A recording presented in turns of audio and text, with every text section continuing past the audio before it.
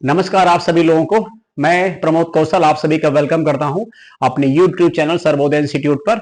और current affair जैसे इस इंपॉर्टेंट सेशन के लिए 2 जनवरी की न्यूज का डिस्कशन करते हैं। जैसे मैंने पहले दिन बोल रखा है कि जनवरी से करंट अफेयर का डिस्कशन रेगुलर वे में होगा और एक बेहतर कोशिश के साथ होगा ना। तो जैसे यहाँ पहला क्वेश्चन क्या है, राष्ट्रीय महिला आयोग की पूर्व अध्यक्ष रेखा शर्मा, आप सभी लोग जानते हैं काफी लंबे समय तक राष्ट्रीय महिला आयोग के अध्यक्ष रही है रेखा शर्मा जी। और अभी इनकी जगह पर नई राष्ट्रीय महिला आयोग के अध्यक्ष बनाई गई हैं विजया किशोर रहाटकर जी। ध्यान रखेंगे राज्यसभा सदस्य किस राज्य से बनाई गई हैं, क्योंकि राष्ट्रीय महिला आयोग की मेंबर हैं, अध्यक्ष रही, भाजपा से रही और इनको फिर से भी राज्यसभा भेजा गया है। बताना किस राज्य से भेजी गई। हरियाणा, पंजाब, उत्तर प्रदेश, गुजरात। राइट आंसर हो जाएगा हरियाणा। ठीक है, यही एक इंपॉर्टेंट पॉइंट है यहाँ।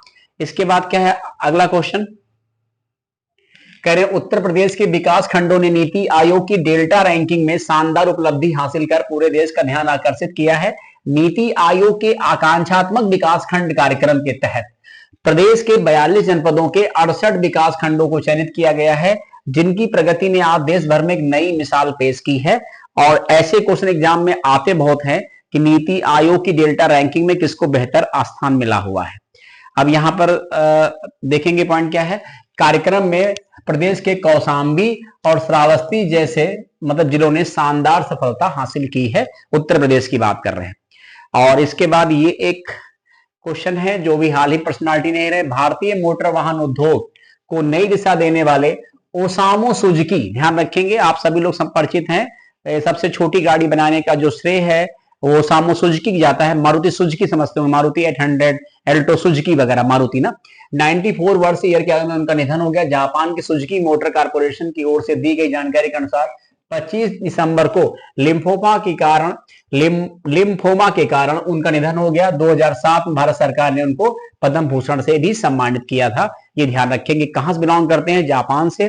किस अवार्ड सम्मानित किया और कब सम्मानित किया, ये इंपॉर्टेंट है ना, तो ध्यान रखेंगे। ओसामू सुजुकी की बात कर रहे हैं।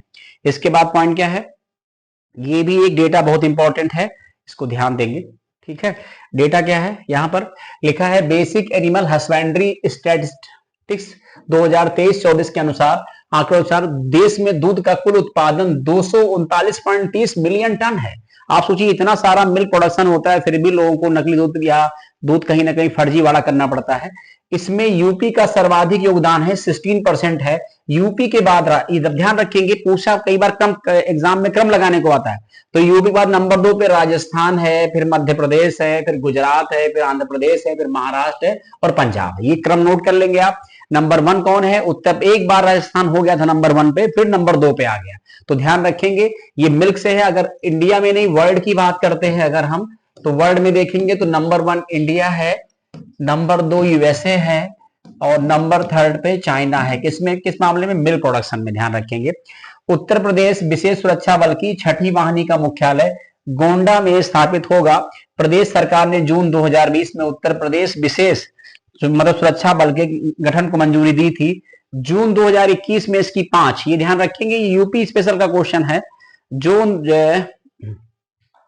जून 2021 में इसकी 5 वाहिनी तैयार हो गई थी, जिनमें लखनऊ, गोरखपुर, प्रयागराज, मथुरा और सहारनपुर शामिल हैं। 6वीं जो स्पेशल जो टास्क फोर्स बन रहा है उसका मुख्यालय गोंडा बनाया जाएगा, जो अयोध्या जैसे क्षेत्रों की विशेष सुरक्षा को कवर करेगा। ये मतलब कहने का है ना, तो ये भी एक इंपॉर्टेंट पॉइंट है यूपी के लिहाज से।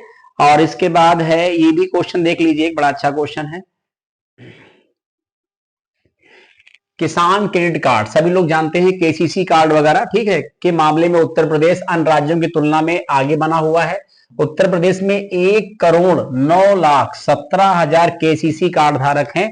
केसीसी कार्ड धारक जो लोग होते हैं उनको सरकारी बैंकों से, ग्रामीण बैंकों से सस्ती दर पर लोन मुहैया कराया जाता है। यहां तक कि रेट ऑफ इंटरेस्ट 7% या उससे भी कम होता है ना। ठीक है, इसके बाद अगला क्वेश्चन क्या है, ये क्वेश्चन भी मोस्ट इंपॉर्टेंट है, ध्यान रखेंगे। मिखाइल कवेलसावली राष्ट्रपति बने हैं Finland, Netherlands, Georgia, Austria. Right answer Georgia है, पढ़ लीजिएगा। कभी कभी देखिए पीसीएस में बहुत टफ पूछ लिया, मिलाने को पूछा किस में कौन आएगा कौन नहीं आएगा ना। इसके बाद क्वेश्चन क्या है, ये क्वेश्चन क्या है, इसरो ने श्रीहरिकोटा के सतीश धवन केंद्र से स्पेस डॉकिंग एक्सपेरिमेंट जिसको बोलते हैं, ठीक है, को लॉन्च मतलब करेगा। इस PSLV C60 से इसको रवाना किया जाएगा। ऐसे क्वेश्चन एग्जाम में आ जाते हैं कि इसरो ने कहां से किया और किसके माध्यम से करेगा। ऐसा करने वाला भारत दुनिया चौथा देश हो जाएगा। इससे पहले अमेरिका, रूस, चीन इस क्लब में शामिल है, ठीक है। स्पेस डॉकिंग एक्सपेरिमेंट या स्पेडैक्स जो है लिख के भी चर्चा में आया हुआ था। इसके अलावा और देख लेंगे एक पॉइंट, ये भी मोस्ट इंपॉर्टेंट है। लिखा है भारत की कोनेरू हम्पी ने, ठीक है, चेस प्लेयर हैं, दूसरी बार विश्व रैपिड शतरंज चैंपियनशिप खिताब जीतकर इतिहास रच दिया है। उन्होंने इंडोनेशिया की इरीन सुकंदर को हराया है। ध्यान रखेंगे किस प्लेयर को हराया है, किस देश की, ये नहीं भूलना है।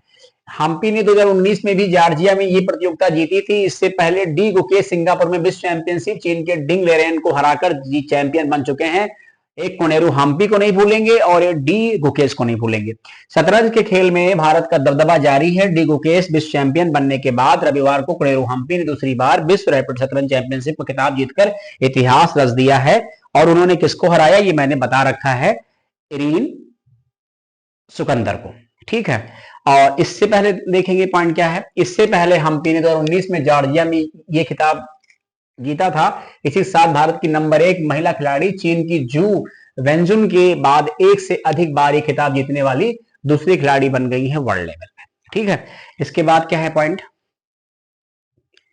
ठीक है। इसके बाद ये आपकी 2 जनवरी की न्यूज कवर कर दी गई। अब इसके बाद हम 3 जनवरी 4 जनवरी जैसे जैसे आता जाएगा जनवरी में हम आपको न्यूज कवर करते रहेंगे। चलिए, जो भी कुछ लगता है कमेंट करिए, अपने सजेशन दीजिए। थैंक यू सो मच, बहुत बहुत धन्यवाद।